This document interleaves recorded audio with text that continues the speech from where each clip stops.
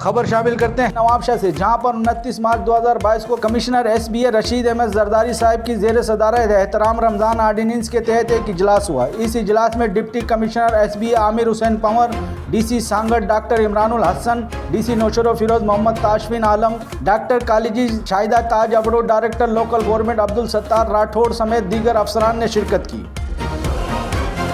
इस इजलास में कमिश्नर रशीद अहमद जरदारी साहब ने कहा कि एहतराम रमजान आर्डिनेंस पर सख्ती से अमल करवाया जाएगा और महकमा सप्लाई एंड प्राइस कंट्रोल रोजाना की बुनियाद पर बाजारों का विजिट करेंगे और नाजायज मुनाफाखोरों का चालान करेंगे और महकमा के अफसरान कीमत के साथ साथ अशिया की क्वालिटी और वजन भी चेक करेंगे। सब्जी और फलों का रेट 3 अजला के ट्रांसपोर्ट के किराए को मद्देनजर रखते हुए मुकर्रर किए जाएंगे। इस मौके पर कमिश्नर तीनों अजला के DC साहिबान को हिदायत देते हुए कहा कि मुल्क में शुरू होने वाली 7वीं घर और मरदमशुमारी के लिए अमले की मुकर्ररी 31 मार्च तक यकीनी बनाएं और अपने इजला में सेहत और तालीम की बेहतरी के लिए भी इकदाम करें और जानवरों में लंपी स्किन बीमारी के फैलाव को रोकने के लिए मच्छर मार स्प्रे और कुत्ता मार मुहिम भी शुरू कराई जाए। डिवीजन भर के शहरों में सफाई सुथराई और पीने के साफ पानी की फराहमी को भी यकीनी बनाया जाए।